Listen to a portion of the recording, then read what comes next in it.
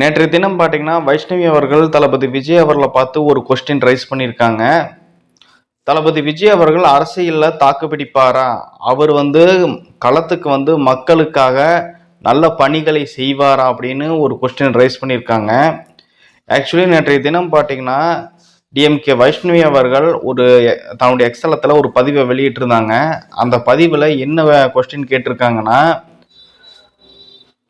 மாமா சிங்கம்னு தனக்கு தானே பாட்டு பாடிக்கிட்டு தனக்கு தானே பெயர்களை சூட்டிக்கிட்டு நான் தான் மக்களால் தேர்ந்தெடுக்கப்பட்ட முதல்வர் அப்படின்னு சொல்லிட்டு சுத்திட்டு இருக்கிற தளபதி விஜய் அவர்களே,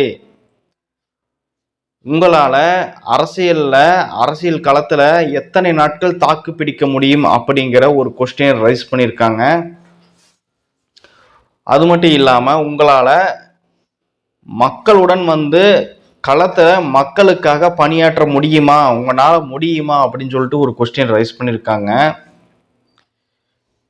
ஆக்சுவலி இப்போ சில தினங்களுக்கு முன்னாடி மதுரை மாநாடு நடந்துச்சு. அந்த மதுரை மாநாட்டில் பார்த்துட்டீங்கன்னா தளபதி விஜய் அவர்கள் தன்னைத்தானே சிங்கம்னு சொல்லிக்கிட்டாரு, தன்னைத்தானே தாய் மாமன் அப்படின்னு சொல்லிக்கிட்டாரு.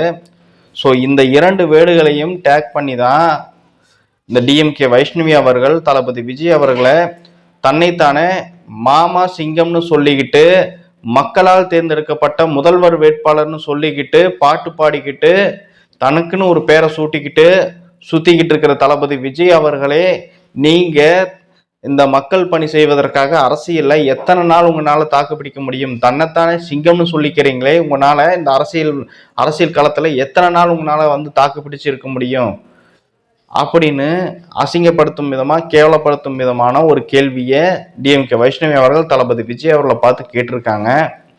தற்போது வரைக்கும் இதுக்காக பதில் கொடுக்கும் விதமாக டிவிகேவிலிருந்து எந்த ஒரு பதில் அறிக்கையும் வரவில்லை, பதில்களும் வரவில்லை, பதில் பதிவுகளும் வரவில்லை, பதில் லெட்டர்களும் வரவில்லை. சரி மக்களே, டிஎம்கே வைஷ்ணவி அவர்கள் தளபதி விஜய் அவர்களை பற்றி இந்த மாதிரியான ஒரு கொஸ்டினை முன் வச்சிருக்காங்க. இதை பற்றி உங்களுடைய ஒப்பீனியன் கமெண்ட் செக்ஷனில் சொல்லுங்கள். மறக்காம இந்த வீடியோக்கு லைக் பண்ணிவிட்டு என்னோட சேனலை சப்ஸ்கிரைப் பண்ணுங்கள். நான் மீண்டும் அடுத்த ஒரு டாபிக் சந்திக்கிறேன். நன்றி, வணக்கம்.